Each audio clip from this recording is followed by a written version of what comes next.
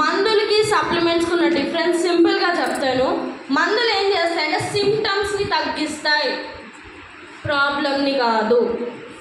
మీకు ఏవైతే ఇప్పుడు ఆ ప్రాబ్లం వల్ల పెయిన్ వస్తుంది, పెయిన్ కిల్లర్ వేసుకుంటారు, ఆ పెయిన్ని మాత్రమే తగ్గిస్తుంది, సిమ్టమ్ని మాత్రమే తగ్గిస్తుంది ఇన్స్టెంట్గా.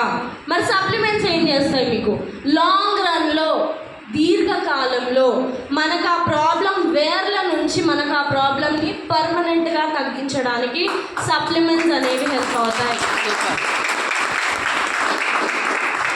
సో ఇక్కడ మనకి ఒక సైంటిస్ట్, క్యాన్సర్ని డిస్కవరీ చేసిన సైంటిస్ట్ ఈయన, నోబెల్ ప్రైజ్ విన్నర్ ఈయన, డాక్టర్ ఆటో వార్బర్గ్. ఈయన మనకి ఏం చెప్తున్నారంటే, no disease including cancer can exist in an alkaline environment.